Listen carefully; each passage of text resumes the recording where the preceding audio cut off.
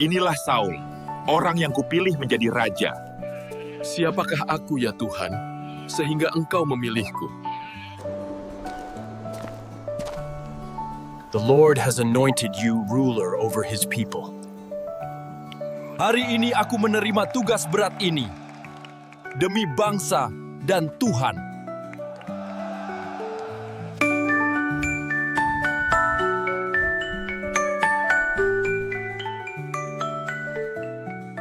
Shalom adik-adik. Hari ini Kak Arfa mau melanjutkan kisah seru dari Alkitab tentang Saul dan Goliat. Yuk, dengarkan baik-baik.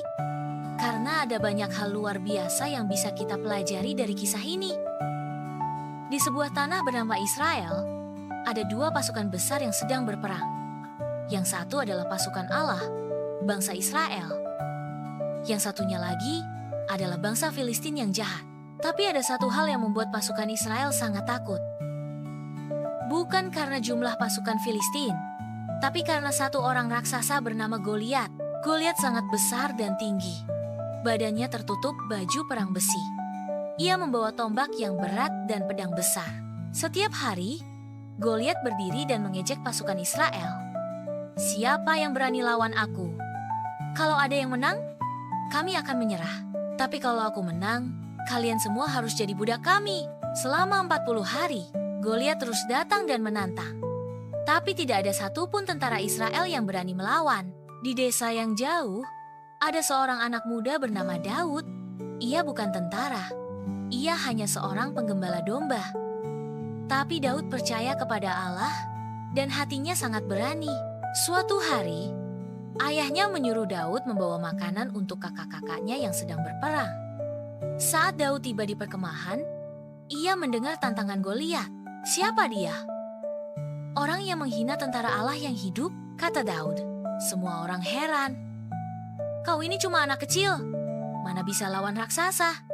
Tapi Daud berkata, Tuhan yang telah menyelamatkan aku dari singa dan beruang, Dia juga akan menyelamatkan aku dari tangan orang Filistin ini. Akhirnya, Daud dibawa kepada Raja Saul. Raja berkata, kau terlalu muda, tapi Daud tetap percaya diri. Ia menolak memakai baju besi dan pedang. Daud hanya membawa tongkat, umban, alat pelontar batu, dan 5 batu halus dari sungai. Saat Daud berjalan ke medan perang, Goliat tertawa. Apa aku ini anjing? Sampai kau datang bawa tongkat? Tapi Daud menjawab dengan berani. Engkau datang kepadaku dengan pedang dan tombak, tapi aku datang kepadamu dalam nama Tuhan semesta alam. Daud memasukkan 1 batu ke dalam umbannya, lalu diputar dan dilepaskan. Wush! Batu itu terbang dan mengenai dahi Goliat. Goliat jatuh dan mati seketika. Pasukan Filistin ketakutan dan mereka melarikan diri.